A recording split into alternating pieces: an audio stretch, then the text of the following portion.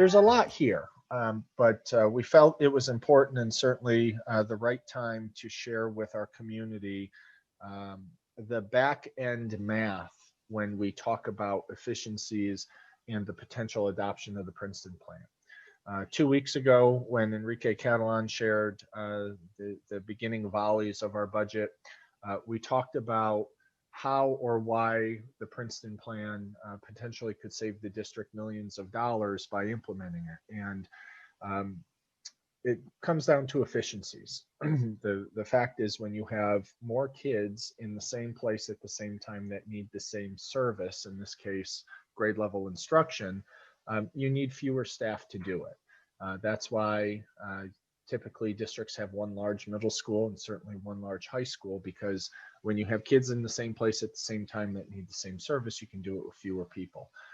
The Princeton plan gives districts that financial opportunity when you organize students by grade level by school.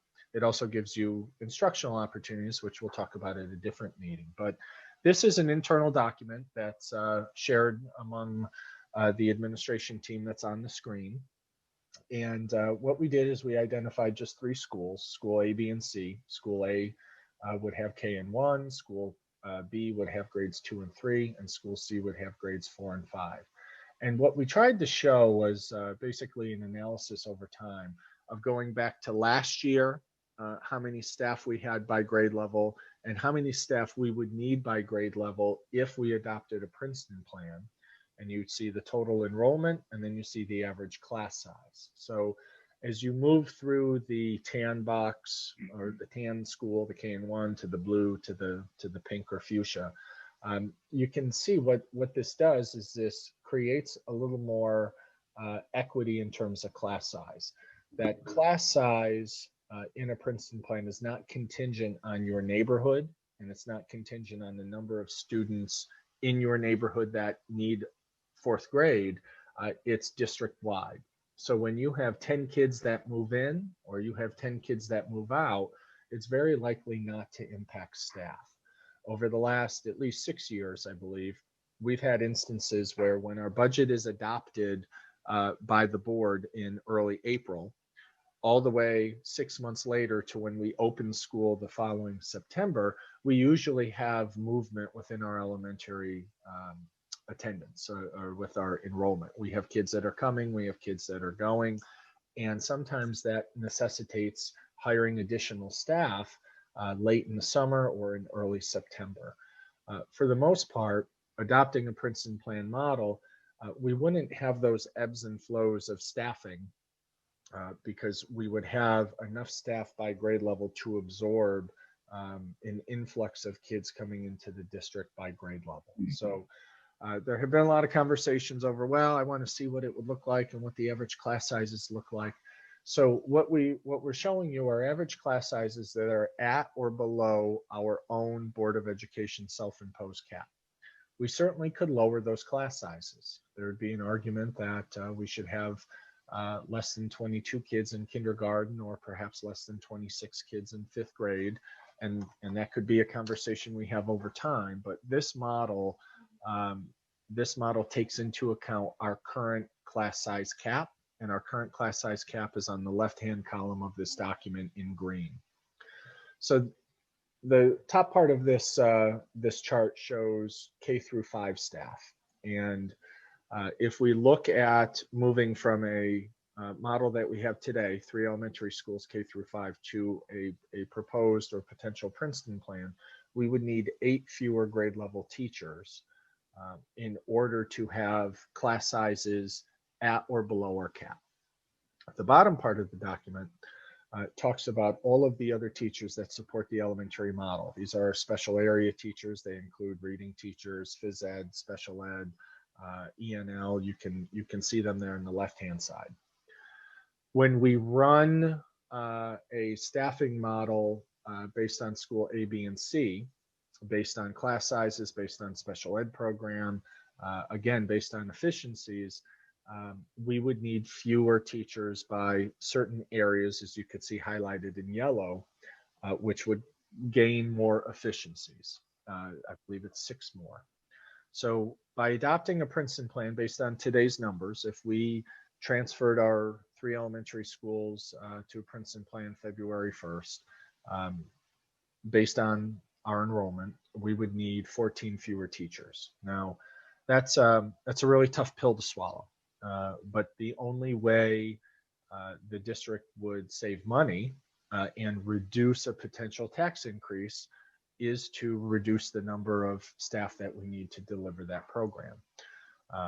Where would 14 reductions come from? Some of them would come from retirements.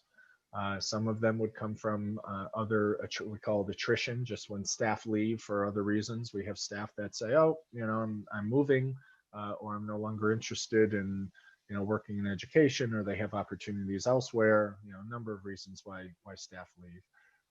The last resort would be reducing staff through layoffs, through reduction in force. But we're not there yet because we haven't made a decision to adopt the principle. But we were at the point in the dialogue where for a little over a year, we were talking about how moving to a Princeton plan creates efficiencies. And we wanted people to see behind the curtain to see, what do efficiencies look like? What do you mean? What are the numbers you use? What's the enrollment? What's the average class size? And we wanted to show that tonight, not just to the board, but to the public. And this is a document that we placed on board docs, so the public has access to it. We're going to use this by way of having conversations with our elementary teachers to talk about what life would look like if we adopted a Princeton plan, and basically how these numbers came about. So this is more of an FYI. It's a document that I'm sure we'll reference throughout our deliberations over the next month plus. But we're at the point in the planning process, as we talked 2 weeks ago, about what the budget implications would be of adopting the Princeton plan or not. We're at the point in the process to, again, show the board and the community what the model potentially could look like rolled out. So there's a lot there. Again, it's an internal document that we use. We've been using this sort of spreadsheet and this design for many, many years. We know a lot about it because we reference it daily. So any questions from the board, and we can entertain them.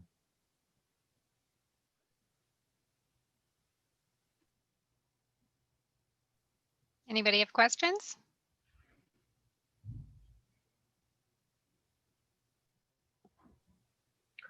Okay. I'll kick off a question. So at some point we'll have a discussion, depending on what our Princeton Plan Committee comes back to us with, and we're thinking about doing. These are potentially maximum cuts, but we don't need to make every one of these cuts if we decide to do something different, right? Correct. Yeah, correct. This is really looking at apples to apples, and we could argue would be among the more extreme reductions. What we have heard, we've talked about here in our previous board meetings, but also what we've heard from other districts is the need, to have a carrot in this process. That where can we expand or enhance our program rather than just moving kids to save a few bucks? And I'm not minimizing the savings. The savings are significant. They're budgeted around $2 million. That is a really big deal.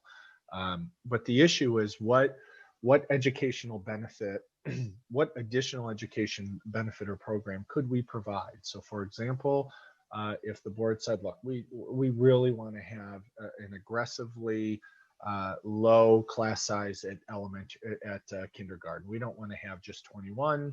We want to add another teacher. We want to get to under 19 or 18, whatever that conversation is.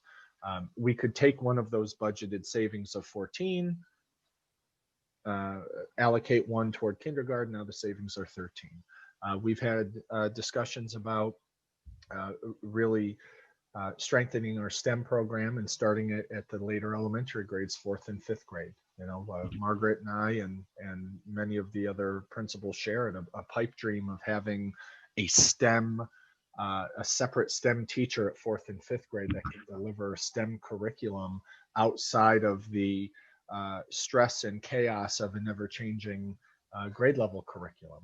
That would be a program that other districts don't have and would love to have, and we could be a leader in that initiative.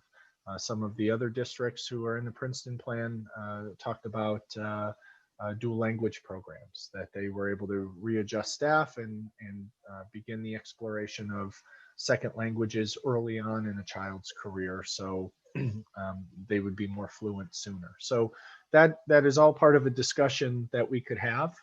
It could be, we could take all of the savings of the reduction in staff and put it against a tax levy. We could split it in half. We could really do a lot of things with it. But I think it's important to keep on the table the idea of some sort of carrot, for lack of better term, is what am I going to get for this? What experience will my student have that will be different in school C than if they return to Furnace Woods next year as a fifth grader? And I don't know, Margaret, if you want to chime in a little bit, because you've been part of those discussions as well. I mean, I think you've laid it out perfectly. This is a straight bare bones Princeton plan. K1, 2, 3, 4, 5. We left the class sizes as they are presently in board policy. We certainly, you all know I'm an early childhood teacher by trade. I would advocate for a lower kindergarten class, but that would mean bringing back a teacher. I would love to see science as a special, because we all know that in elementary school, ELA and math are the king and queen of content, and we sometimes give short shrift to science. I'd love to see that happen. I was principal in a building where science was a special, and it was an amazing experience for my students and my staff. There are a lot of opportunities that come with this reorganization. There are small savings in terms of program material costs that come when you reduce staffing, just because many of the materials we purchase are purchased per teacher, so to speak. So in those cases, yes, there is small savings. The number of students doesn't change, so that aspect of materials purchase or textbook purchasing is non-applicable in this situation. But at some point in time, we would hope that we would be able to have a conversation about what the potential upside is in terms of program for our elementary students. And there are options. We've talked about a few of them. Some require much more long-range planning than others. Class size is an easy one. Making science a special is an easy one. Talking about foreign language in elementary is a K-12 conversation, because we need to create a program that is fluidly progressing as kids move through each grade. So that changes the experience both at the middle school and the high school. But so that takes a little bit more planning. We can't drop that on a dime. The conversation around pre-K, which is incredibly attractive, not just to our current kindergarten staff, but we know moving in, that is often the first question that new families ask us: do we have a pre-K program? Many of our new families are coming to us from the city, and that is, as we all know, commonplace. So a pre-K program would require a little bit more time to plan. So maybe not something we could do next year, but certainly in the year after that. And Lisa and I have talked a lot together about an integrated pre-K. So there, at another board meeting, I think Joe will have us talk a little bit more about what the potential benefits are of this in terms of program for our little kids. And I think there's a lot of upside there. But this was the first stage of planning for what this could look like and what we potentially see as FTE reduction. But I think otherwise, Joe, you explained it, perfectly. So there isn't much to add there. Yeah, I know. I'm looking forward to having much more in-depth discussions about this once our exploratory committee is done with their report. And I know we've talked about doing a presentation with a SWOT analysis with strengths, weaknesses, opportunities, and thank you, threats. I'm like, what's the last T? So we'll be discussing this much more in depth later, but thank you very much. I just wanted to make it clear that this is a maximal cut situation and not a definitive, this is what we would do if we went to Princeton plan. There would need to be more discussions around that later on. Yep. Carol, can we tell people when the anticipated meeting is for My children. My Your children. children are trying to tell us, yes. Like, when we can anticipate at the board meeting when it's going to be presented by said committees, etc. When can the, I'm hoping for like by mid-February, but I don't know. I don't know if that's going to there happen. must be fox or coyote or something outside. That's a good question. And let me just weigh in, Lori, in terms of the process. The committee, interested committee members went on tour and met with representatives from 3 local districts that are organized this way: Terrytown, Ossining, and Somers. And from those discussions that wrapped up last Friday, a new set of questions have emerged to really get into some of the nitty gritty. Like, we don't just want to hear about, oh, we have transition plans and it's great, and older kids see the younger kids, or blah, blah, blah. Tell me about them with a level of specificity. Talk to me about the bus rides and what do you do when a bus ride is 41 minutes or longer, those sort of things. That will be the next layer of discovery for those that are interested. And then we envision the committee coming together, report out on what they learned, and as Carol said, go through some sort of exercise like a SWOT analysis. And really the question is, could we do this? And does this bring financial and educational benefit to the community? That's really the question. And then that will be the deliberation for the board to have in terms of whether it's the right thing to do, whether it meets financial and educational goals, whether it's the right time to do it, those sort of things. And I'll just tell you, we will never make a decision that makes everyone happy, and we will never make the decision when it will make everyone happy. And we're having this discussion because Indian Point abruptly announced their closure, and they're 30% of our budget. So we are forced to look at different areas of our district that in the past have been either off limits or a sacred cow, or just something that wasn't a priority, and now it is. But I would envision, mid to end February for commitment or feedback from the committee in terms of that SWOT analysis. Yeah, because the board needs time to have their deliberations as well before we vote by the end of March, correct? Yeah, correct. Any other questions before? Oh, sorry, Joe. Well, just one more thing. I want to clarify. This is just elementary K through 5, and that the reductions of those special area teachers, while many of them are K through 12 teachers, this just impacts the elementary program. I want to make that really clear. Does anybody else have any questions on this before we move on to the next topic? Yeah, so I just have a quick comment again. And I said it last time we talked about this, and Joe emphasized this again, that we're doing this exploration of the Princeton plan because of the financial impact to everyone's taxes. I think the last thing we should be talking about right now is large spending once we get these benefits, if we get these benefits from a Princeton plan, if it actually goes through. So, I hear that there are opportunities down the road for us.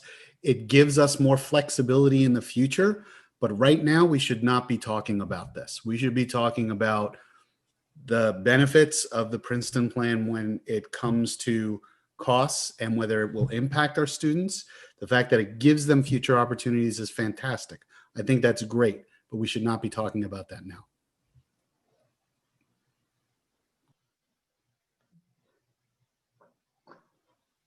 Thank you, Corey. Anybody else? All right. To be Joe, continued. Thank you. Yeah.